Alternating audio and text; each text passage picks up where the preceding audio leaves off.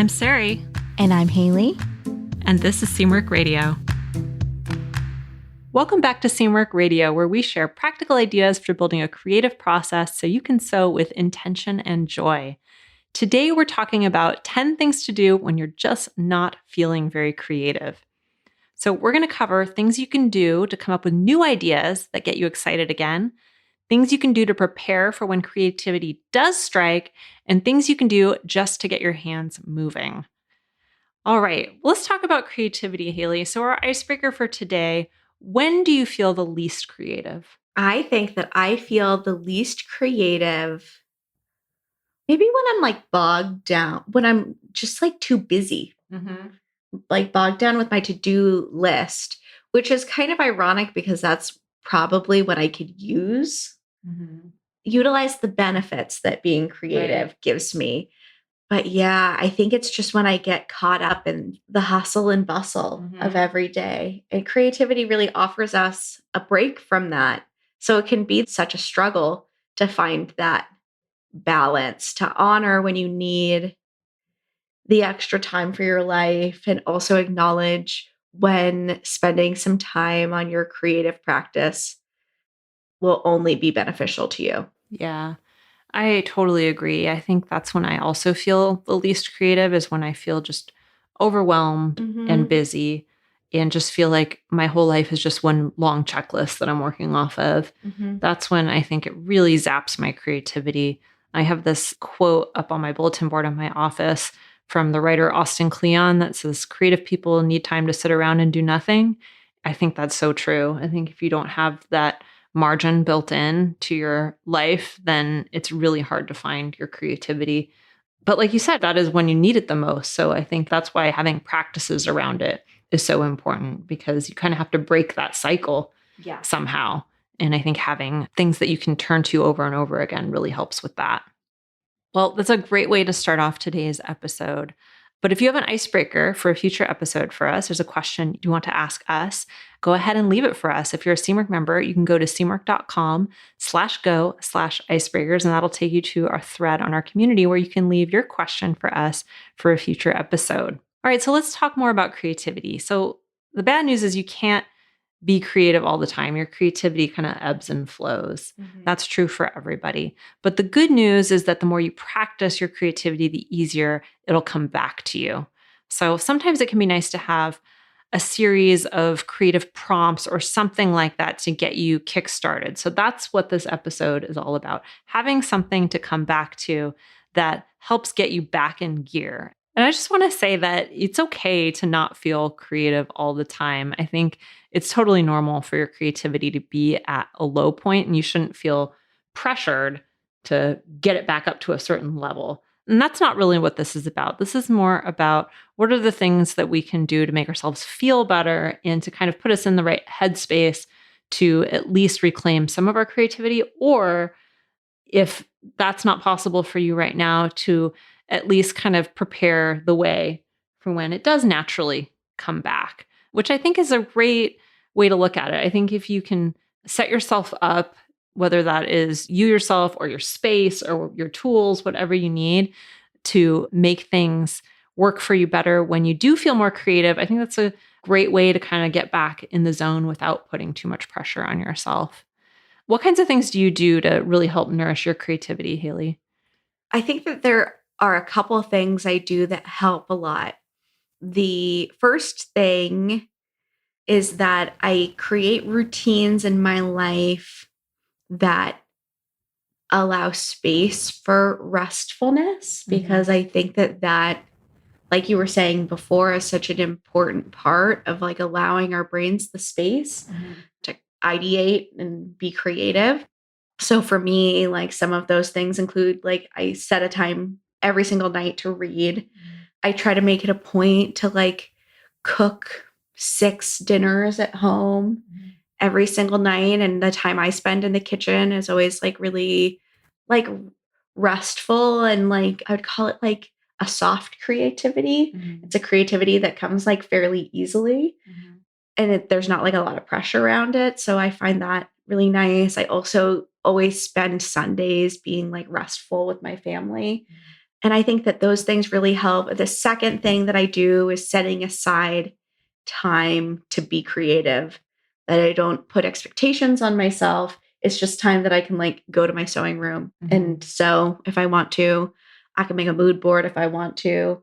I could like watch YouTube if I want to, but it's just time that's there for me to use however I want. Yeah, that's great. I love that idea. When it comes to finding routines and ways to build restfulness into your life, one of the things that I've been experimenting with lately is when I create my to-do list every day, I started dividing it into two. So on one side, I have the things I want to accomplish, and on the other side is my recovery. On the accomplished side, I have the bigger projects I'm working on, the little tasks I need to get done, whatever that is, life tasks, work tasks, whatever it is. And on the other side, I have an area for active recovery, and then I have an area for just decompression. That's been very helpful to me because there are things that you can do that I think help you to recover, like any kind of creative task, whether that's sewing or, like you were saying, coming up with a mood board or writing or drawing, whatever it is, but they still require a lot of brain power to do and energy. And then there's decompression, which are the things that are just purely restful and that help restore my energy, like taking a bath or going for a walk or something like that. That's been really, really helpful to me because I have noticed on the days where I have a lot of things on the work side and hardly anything on the other side, those are the days where I do not feel at my best. So it's kind of like a little way to journal and check myself and see where I'm kind of landing with my rest. So that's been really, really helpful to me. I think it's an interesting way to look at creativity as a way to replenish yourself that's not just pure rest. Yeah. It's kind of this in between space. Is there anything that you find that hinders your creativity? I think just feeling that time crunch we were talking about earlier is really the worst thing for me for my creativity. It just makes me feel like I need to go, go, go all the time. And that does not leave a lot of space for coming up with new ideas. I mentioned being overwhelmed earlier. I think that is similar, but it doesn't necessarily have to be just because I'm busy. It could just be I have something big going on in my life or something that's just occupying my thoughts a lot. I think that can really put a damper in my creativity. That's just life. Like those things happen. And I think it's important for me not to feel like I should be doing more when it comes to my creative life when you're in those times when you just can't, Yeah. They happen to everybody. What about you? I think for me, the thing that I find that hinders my creativity the most is that when I'm not tending to my emotional well being as much as I should. And that's because I think that for me, and this is probably different for everyone, that like a really big sign that like I'm neglecting my emotional well being is that my inner critic becomes really loud. And it's hard to thrive creatively when you're like stuck in a self criticism loop.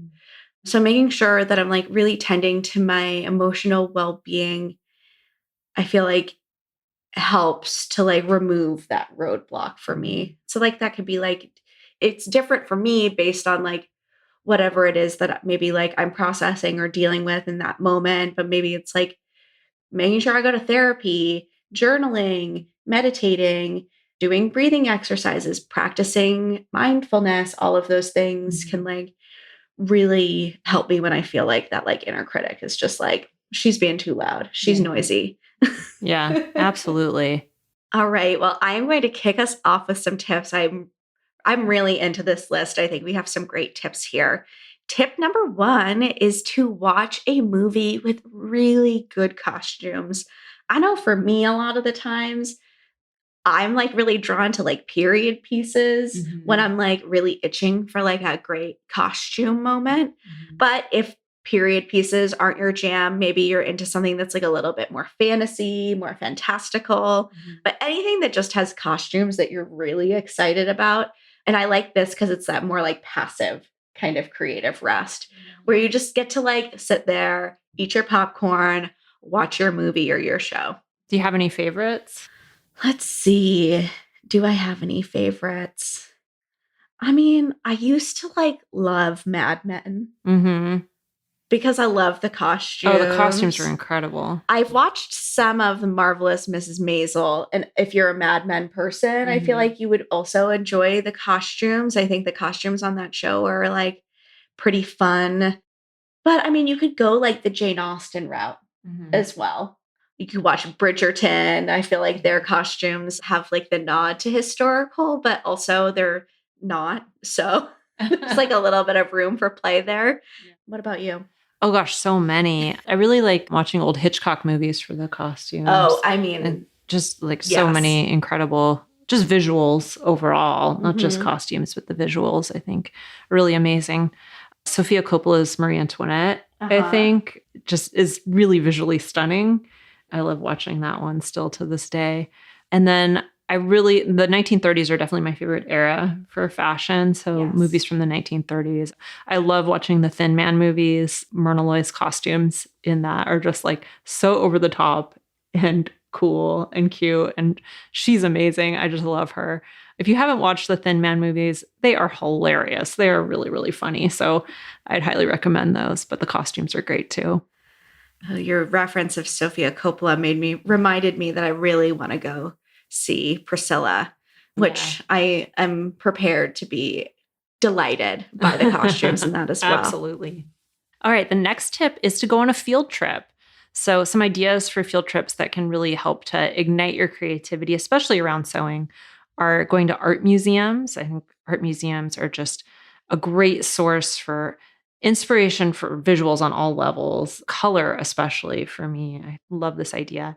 You can go to vintage stores, which are always a great source for inspiration for details that I can add to my clothing for me. You can go to a high-end boutique, even if it's really out of your budget. I really like doing that as well and looking at very modern clothing that has really interesting designer details that you might not have thought of that you can add, or just kind of scope out what is the difference between a really high-end garment and a more kind of middle of the road garment or a lower end garment, and kind of see what makes it special and how could you add those details to your clothing. I find these things to be really, really interesting for just kind of getting the idea mill going. Hmm. So you could bring a little pocket sketchbook with you Hmm. and kind of jot down ideas. You can take some pictures in the dressing room with your phone, and there's lots of things you can do to kind of get your ideas going, especially if you have a special project in mind for the future.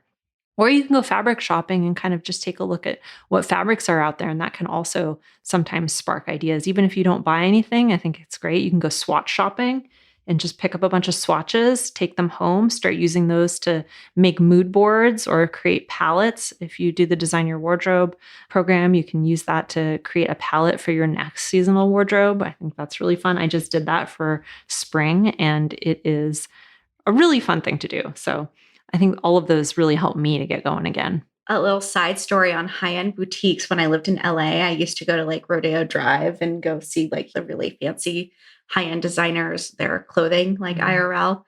And I spent like one day, like an hour at Vivian Westwood store, just like Mm. staring at sleeves. I don't know what year it was or what season or the collection, Yeah. but like the sleeves were so impeccable. Mhm. And they're really like elaborate shaping elements with like darts and pleats. I've never seen a more beautiful sleeve in my life. So if you have access to high-end stores like that, I Mhm. just prepare to be amazed. Yeah, it can be like so inspiring and incredible to see those kinds of things. Yeah. Also be prepared to be disrespected by the sales staff. Yeah, But who cares? that's a them problem, to be honest. Maybe you can pretty woman them later. Big mistake. Huge. All right. Well, moving on to tip number 3 is do make a frivolous mood board on Pinterest based on a theme. And I don't mean like make a mood board about your spring design inspiration or coats that you want to make. I'm like talking like truly, truly frivolous. I did this once with my friend Tony. We made this like really just like ridiculous nautical clothing Mhm. themed mood board. And it was like based on the idea. She is from France. And she told me that in France, she would watch Love Boat, but the name translated to like the cruise is having fun if you translate the French title to English. And so we just used to crack up over that, and how when she found out it was called Love Boat, she thought it was hilarious. So I don't know which name is better. I don't know either. I think maybe the cruise is having fun. But we had this mood board called The Cruise is Having Fun, where we would just add like fun nautical, like themed things. And we had it going for like a few years. And it was just like kind of like this like fun way of communicating with each other. I love that. Also looking at random nautical inspiration. So I'm a huge fan. I recommend it. Well, the great thing about Pinterest is that it'll start showing you things. If you start pinning in a certain genre, it'll start showing you more of that. So it's kind of a great way to spark your creativity around a certain theme to do something. I'm imagining something that's like a pasta themed board or something like that, you know. You could go way more frivolous than The Cruise is Having Fun, but you know, the sky's the limit. I love that. Another thing you can do, and we've talked about this before, is cleaning and organizing your space. I think this is a really nice way to do it. If you're really feeling like your creativity is just not there and you just want to kind of lay the groundwork for when it does come back, I think this is a really nice thing you can do in even a short amount of time. So we have a whole episode about this, about how to clean your sewing space in 15 minutes. And we'll link to that in the show notes. But I think just getting kind of cleaned and organized, if you see it as something you're doing in order to enhance your creativity instead of as a chore, I think it's really all about mindset. At least for me, somebody who is not like super thrilled with cleaning. I don't love cleaning, but I do love organizing. And I think as long as I can kind of put myself in that mindset that I'm organizing for my future creative self, kind of giving my future self a gift, it can make it a lot more soothing for me. You can also go through your stash, which I think is a great way to kind of re-spark your creativity because you see what you already have. I just did this yesterday, actually, as I was starting to prepare for my spring sewing. I went through my whole stash and pulled out a bunch of fabrics and created a palette with those. And I found that to be really, really inspiring too. All right. Our next tip is to go read a book. I think that there's like a lot of possibilities here. You can read a book that's specifically about like creative projects or sewing. There's lots of really fabulous ones out there. You could just read a novel if that is feeling like it's going to be something to get you into your imagination, get you feeling a little bit creative.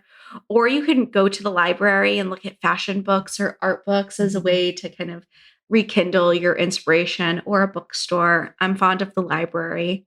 I let Charlie go play in the kids section and I grab a couple like art books, half watch her, half scan. Yeah, I also love biographies about artists and designers. I think that is often really, really inspiring to me. Or books about creative practices of famous writers or famous artists. I find that to be really, really interesting to read and can kind of get me going again when my creativity gets low. Our next tip is to plan a craft night with your friends. I think sometimes other crafts, especially if sewing is just feeling kind of overwhelming for you, other crafts can really get your creative juices flowing again. So I think that's a really fun one. And I think having other people around can really help to spark something, either new ideas or just kind of get you more enthusiastic about it. But if you don't have other people that you are able to invite, or it's just not in the cards right now because of timing or whatever, you can also do this as a solo craft night. Kind of like Haley was saying, either just kind of give yourself the gift of that time, set aside a certain amount of time and let yourself do whatever craft kind of sparks your interest at that moment. I think that's a really nice thing to do for yourself, especially if you're feeling kind of run down and that's the source of your low creativity. All right, our next tip is to spend time with a kid. I think for me, being around the like untethered sense of creativity that children have is so energizing and exciting. So you can do a lot of stuff with this time. You can spend the time to teach them a craft, or you can even have them lead a craft. Either way, it's like sure to be a barrel of monkeys. It's going to be a good time. And I've been doing like a lot of painting projects with my daughter. I'm always like so precious about the way that I like proceed with my painting and the way she just like goes in and then keeps going. Like enough is never enough. I just feel like it's like really energizing to be around. And I'm always really impressed with what she makes.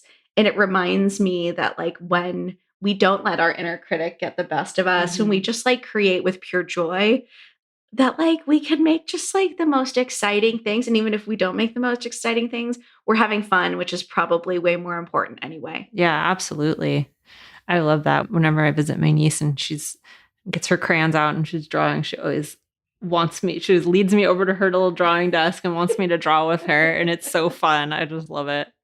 The next tip is to try tackling a UFO, especially if you only have a few steps left. We have a whole episode about this as well, how to tackle your UFOs. So, UFOs are your unfinished objects. Those are the things that have been sitting around for a while and you've been meaning to finish them, but you just haven't been able to work up the energy to do it. I think when you don't have the brain space to kind of tackle a whole new project, sometimes these can really give you the joy of finishing something in less time. So if there's something that you've got cut out that you need to sew, if there's something that just has a few things that you need left to do on it, or you have something maybe you finished and it just didn't quite work and you need to change it up a little bit, you've kept it around because you want to rehem it or whatever. I have a dress like this. The hem kind of stretched out and it ended up being longer in the back than the front. So I just need to rehem it. And it's been sitting in my closet for quite a while. If I get into one of these headspaces, I think that would be a great project to just kind of get a whole new dress because I haven't worn it since that happened. So that's a really nice kind of instant gratification for you. Yeah, you could also do that with your mending pile as well. I think that's such a great idea. And next, we have the tip of doing some kind of wardrobe planning or personal style reflection. I really love the style workshop, which is a workshop that we have available.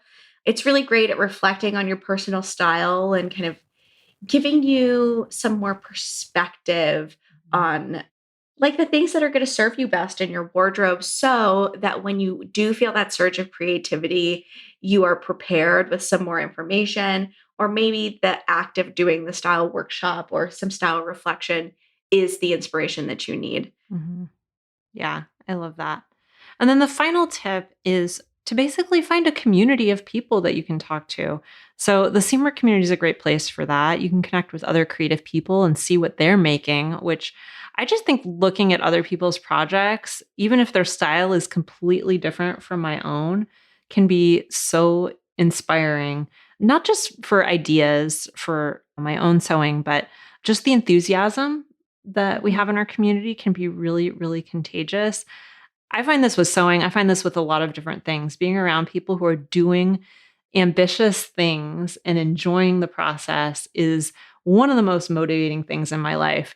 So I think having a community like that, whether it's here at Seamwork or somewhere else, is incredibly motivating and can really help get you out of those ruts. All right. Well, we shared a whole bunch of good tips today. I'm going to recap them really quick. So here are 10 ideas if you're feeling a little bit low on the creativity spectrum right now. One is to watch a movie with great costumes. The second is to go on a field trip, like an art museum or a vintage store or high-end boutique. Number 3 is to do some frivolous mood boards on Pinterest, just based on a theme. Number 4 is to clean and organize your sewing space and your stash. Number 5 is to read a book about something creative. Number 6 is to plan a craft night, either with your friends or on your own. Number 7 is spend time with a kid. Number 8 is to tackle a UFO, and especially if there are only a few steps left, I think this is a great one. Number 9 is to do some wardrobe planning or some personal style reflection. And 10 is to go to the Seamwork community or some other community where you can get inspired by other people who are enthusiastic about making. All right. What's your big takeaway from this episode, Haley? I think that my takeaway is that in our like day-to-day life, we have so many opportunities to recharge our creativity and participate in like creativity. So much of the time, it feels like a matter of like choice, the matter of like choosing that this is a creative act too, and acknowledging that. I don't know. Just like, I think that we diminish our own creativity so much. And reading over this list with you today just reminds me that like so many things have the potential to be creative acts. Yeah, absolutely. Totally agree. I think for me, my big takeaway is that when I'm feeling low, being able to turn to other people to enhance my own creativity is really important to me. And that could be just a friend that you can talk to. It could be having a community online, like Seamwork community. It could be having a group of friends that you can get together with and be creative with. But I think just being inspired by other people who are also just interested in life, interested in being creative, interested in trying new things, interested in learning. I think being surrounded by those people is one of the most important things to me. And I'm really grateful to everybody on the Seamwork team for providing that in my work life and for everybody who provides that for me outside of work too. So I just really, really appreciate that personally. All right. Well, we mentioned the style workshop earlier. So if you're curious about that, the style workshop is a hands-on workshop that walks you through exercises to help you identify your core style. And it's also a great process to go through before tackling any other wardrobe planning. And it is totally free for Seamwork members, but if you aren't a member, it's only $10. So again, free for Seamwork members. And if you want to join Seamwork, remember that podcast listeners get 50% off the annual membership at seamwork.com/go/podcast50. And you can check out the style workshop at seamwork.com/go/style-workshop. Or you can just head over to our site and look for the style workshop there. And if you liked this episode, please consider leaving us a review on your podcast platform of choice, whether that's Apple Podcasts or Spotify or wherever you happen to be listening to us right now. We appreciate those 5-star reviews. And if you don't have time to leave a review, you can just leave the stars. We appreciate that as well. We have a review today from Stunt Monkey 007. Wow, what a great name. Stunt Monkey 007 says, I wanted to take the time to rate and review because I truly love this podcast. I look forward to it every week, and Sarai and Haley provide really insightful and useful tips and advice for not only sewing, but for learning and cultivating your own style. I can see how their advice has helped me on my journey, and I'm finally starting to feel confident about what I want to wear and make for myself. Thank you so much. You've helped me a lot, with a heart emoji. Aww, thank you, Stunt Monkey 007. We really, really appreciate that.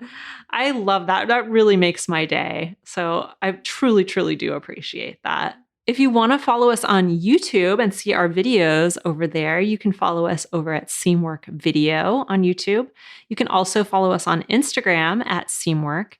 And if you'd like to join Seamwork and become part of our private community, plus get access to hundreds of sewing patterns and dozens of sew-along classes, podcast listeners get a 50% off lifetime discount when you join at seamwork.com/go/podcast50. That's seamwork.com/go/podcast50.